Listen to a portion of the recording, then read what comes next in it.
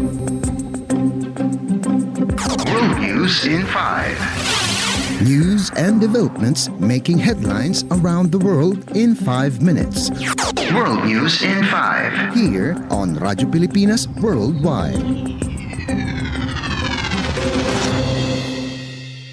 This is World News in 5 here on Radyo Pilipinas World Service. North Korea confirmed that it had tested a strategic cruise missile on Wednesday, saying the firing had no impact on the security of neighboring countries. According to the North's state-run KCNA, the country's military test fired its new strategic cruise missile called Pulwasal 331 as part of the process of updating Pyongyang's weapon system. It said the missile had nothing to do with the regional situation, adding the test was a regular and obligatory activity of the country's missile administration. The statement was released a day after South Korea's Joint Chiefs of Staff reported that the North fired multiple cruise missiles toward the sea off its west coast. While the United Nations Security Council sanctions against North Korea's weapons development do not forbid Pyongyang from testing conventional cruise missiles, South Korea's Defense Minister Shin Won-sik still condemned the move, saying such launches were a serious threat to his country.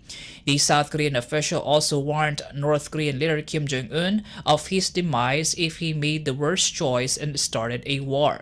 Tensions in the Korean peninsula have been increasing in the past years as the two Koreas accuse each side of escalating it further through continuous missile testings and joint military drills. Pyongyang has long denounced the activities of the Allied forces in the region as it sees such exercises as a rehearsal for war. South Korea and its main ally, the United States, repeatedly say their exercises are only defensive and needed to counter North Korea's threats. World News in 5. Here on Radyo Pilipinas Worldwide. In our news overseas, a United States naval warship sailed through the sensitive Taiwan Strait on Wednesday, the first such transit following the presidential and parliamentary elections on the island early this month. In a statement released by the U.S. Navy, it said the U.S. destroyer USS John Finn sailed through a corridor in the waterway that it said was beyond the territorial sea of any coastal state. It said the transit demonstrates the United States' commitment to upholding freedom of navigation for all nations as a principle. Taiwan, in a separate statement, said the U.S. ship sailed in a southerly direction, adding it monitored the movement and the situation was normal. China, which claims Taiwan as part of its territory, called the transit a public hyping and provocative act, adding its forces monitored and warned the ship. The U.S. warship's transit in the Taiwan Strait came just days after the self-ruled island conducted presidential and parliamentary elections. It also came as leaders of the U.S. House of Representatives Taiwan caucus visited Taipei as a show of support for the island's recent polls.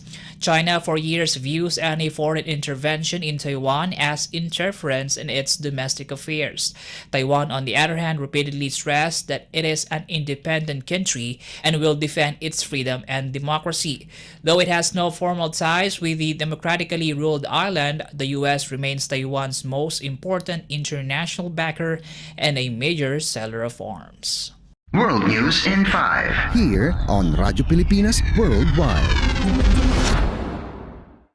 For Philippine Embassy and Consular News, Philippine company LCS Holdings Incorporated and Malaysian Cab Energy Holdings SDN BHD recently entered an agreement to jointly develop a 20 megawatt peak or MWP solar farm project in Ilocos Sur with a potential to expand up to 100 MWP.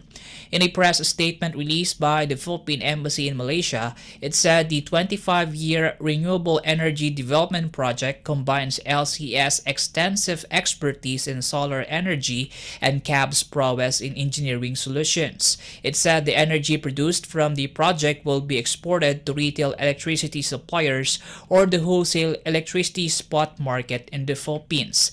It will be undertaken by CAB Energy Holdings SDNBHD, a wholly owned subsidiary of Kinergy Advancement Berhad or CAB, a company specializing in energy projects with various solar, hydro, and biogas assets spanning across Malaysia, Thailand, Indonesia, and now the Philippines. Present at the signing ceremony were Ilocos Sur former governor and chairperson of LCS Holdings Luis Chavit Singson and Dato Laikeng On, executive deputy chairperson, CUM Group managing director of CAB, who both expressed their enthusiasm about the renewable energy initiative. Said project is a step towards addressing the present need for more sustainable sources of energy in the Philippines and reducing carbon emissions along with opportunities for job creation. Ambassador-designate Maria Angela Ponce and Philippine Trade and Investment Center Commercial Councilor Norjamin de los Reyes also graced the event and congratulated both companies on the partnership agreement. World News in 5. Here on Radyo Pilipinas Worldwide. You just heard World News in 5 here on Radyo Pilipinas World Service. This is Win Peñano. Good day. World News in 5. News and developments making headlines around the world in 5 minutes. World News in 5. Here on Radyo Pilipinas Worldwide.